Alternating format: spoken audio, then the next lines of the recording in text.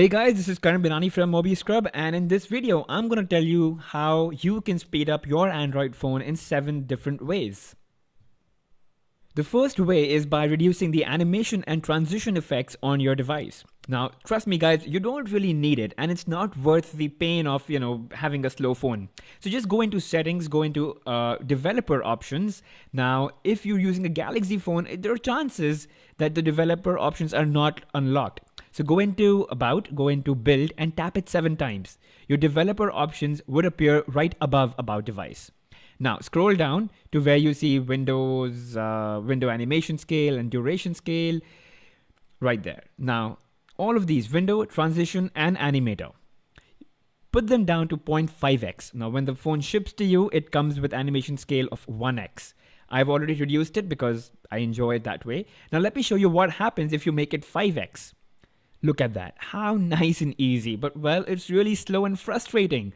So go back in and let me turn them down all the way to 0.5x and you'll see the difference. Now when I hit back, cut, there you go. So it's really quick if your transitions are off. Now, the other way to do is removing widgets. Now widgets display live information. They keep fetching internet data and feeding to you on the home screen. Not only does it consume battery, it also eats up resources. Remove them if you don't use them. I mean, do you really use them? So if you don't, just get rid of them. So, for example, I don't need a couple of them. So let's say YouTube, I don't need it. In fact, I don't need this entire screen. So let's just remove it. Let me just throw the whole thing into the bin.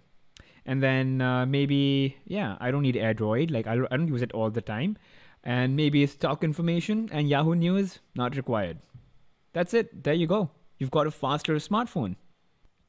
Now, Android is truly a multitasking OS, so your apps and processors kind of run parallelly all the time.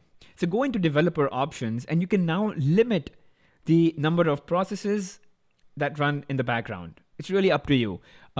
It's not something I recommend you do it unless you really know what you're doing. But if you, kind of say, well, I just want 1 process at most running in the background or 2 at most, that's how it's going to be.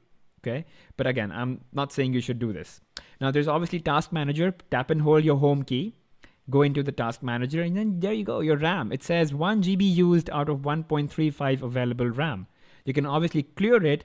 I don't really think there's a noticeable difference in doing this, but there's no harm in trying it out. Now guys, this may sound really lame, but trust me, once a week you should do this. It kind of flushes your cache, flushes your memory, and it's just clearer, it's cleaner, and trust me, it works faster. Now this one's really helpful. Add custom launchers. Install maybe Nova Launcher or Apex Launcher or AWD Launcher. All of these launchers kind of, they're optimized to perform really well on your Android smartphone, especially when it comes to Samsung, which is running TouchWiz. It's really heavy, it's really resource intensive, eats up your processor and RAM. Install one of these launchers and trust me, you would see a huge difference. They're really fast, they're really smooth, the transitions and the animations, there you go, have a look at that. It's really nice, right? So, you can really see a noticeable difference in the performance of your smartphone when you have one of these.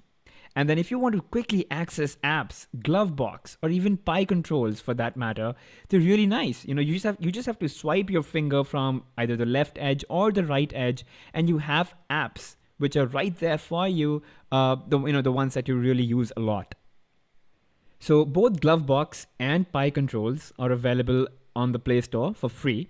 There are a bunch of features or premium features that are only available if you buy it. But again, you don't really have to. Most of the things that you need are available in the free version, and they really work amazingly well. All of your apps handy right there. So as you can see, improving the speed of your Android smartphone not only means being really careful about your resources in the sense, the processor being used and the RAM, but also having a few apps like custom launchers, Glovebox, Pi controls, even Swipe Pad for that matter. These really make using your smartphone faster. So thank you for watching guys. Do leave me a thumbs up if you like the video and do not forget to subscribe.